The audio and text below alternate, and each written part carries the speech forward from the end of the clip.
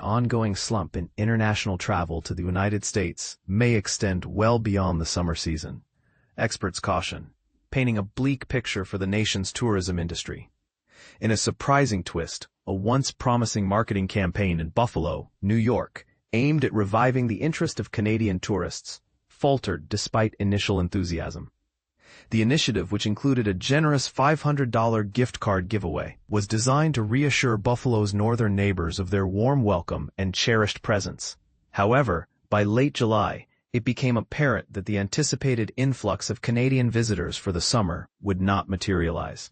This setback in Buffalo mirrors a wider downturn in international tourism across the United States, a trend that travel analysts warn could persist indefinitely. From border towns in the north to iconic destinations like Las Vegas and Los Angeles, reports indicate a notable decrease in foreign visitors this summer. Experts attribute this shift, which first surfaced in February, to President Donald Trump's return to the White House. They argue that his policies, including trade tariffs, tightened immigration controls, and controversial remarks regarding the annexation of Canada and Greenland, have alienated potential travelers from around the globe. Patrick Kaler, CEO of Visit Buffalo Niagara, expressed his dismay at the significant drop in tourist traffic, particularly since the situation could change with a shift in rhetoric.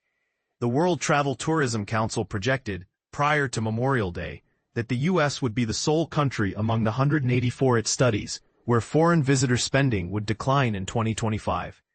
This projection signals a worrisome erosion of the U.S.'s global allure.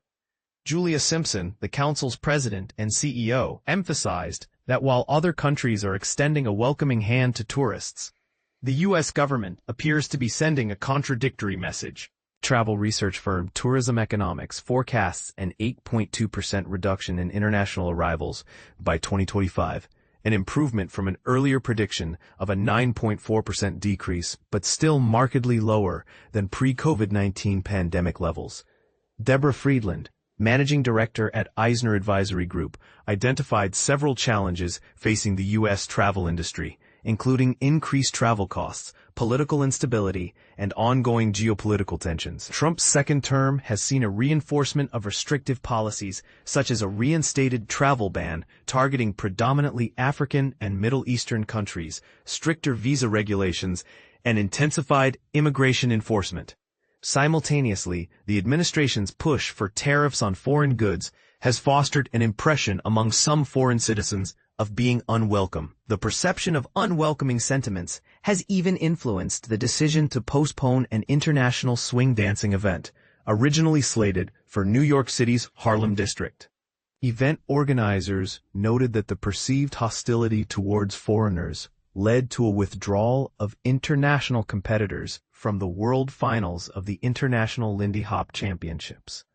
With approximately half of the event's participants typically coming from abroad, primarily Canada and France, the organizers are now contemplating relocating the annual competition to a different country until the end of Trump's presidency. The impact is also evident in Washington, D.C., where the Trump administration recently mobilized National Guard troops and assumed control of Union Station. Local tourism authorities anticipate a 5.1% decline in international visitors for the year.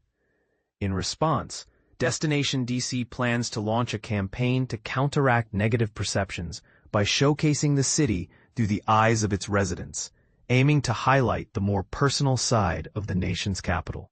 Data from the U.S. government confirms a general decrease in international arrivals during the first 7 months of the year.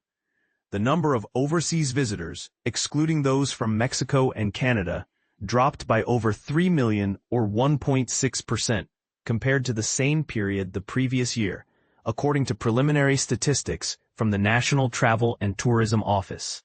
Western Europe saw a 2.3% decline, with arrivals from Denmark plummeting by 19%, Germany by 10%, and France by 6.6%. Similarly, there were double-digit reductions in arrivals from Hong Kong, Indonesia, and the Philippines, while fewer Africans visited the U.S. as of July. Nevertheless, certain countries, including Argentina, Brazil, Italy, and Japan, have witnessed an increase in visitors. Moreover, not all U.S. destinations experienced a lackluster summer for tourism. On Wisconsin's Door Peninsula, situated between Lake Michigan and Green Bay, a steady flow of loyal Midwestern tourists contributed to a robust summer for local businesses, according to John Jarash, a spokesperson for Destination Door County. Major U.S. airlines reported that higher demand from American passengers purchasing premium airfares filled their international flights, and domestic flight demand rebounded after a weaker-than-expected performance in the first half of 2025. The Federal Aviation Administration anticipates the upcoming Labor Day weekend to be the busiest in 15 years, with U.S. airline bookings up about 2% compared to 2024 for the extended holiday weekend starting Thursday, according to aviation analytics firm Cirium. However, as summer draws to a close, last year, Canada sent over 20.2 million visitors to the U.S., more than any other country, according to U.S. government data. Yet this year, Canadian residents have shown considerable reluctance to visit. In a remarkable turnaround, more U.S. residents crossed into Canada by car in June and July than Canadians traveling in the opposite direction, as reported by Canada's National Statistical Agency. This is the first occurrence in almost 2 decades. Excluding 2 months during the pandemic, in July alone, the number of Canadian residents returning from the U.S. by car decreased by 37% from the previous year, and air travel returns dropped by 26%. In response, Visit Buffalo Niagara redirected its marketing efforts this summer to cities like Boston, Philadelphia, and Chicago. Amateur children's sporting events also helped to compensate for the shortfall caused by the lack of Canadian tourists. Kaler assured that Buffalo will continue to welcome Canadians back when the time is right, emphasizing that Canadians are valued not merely as transactions, but as cherished guests. "We want Canadians to know they mean more to us than just dollar signs," he concluded.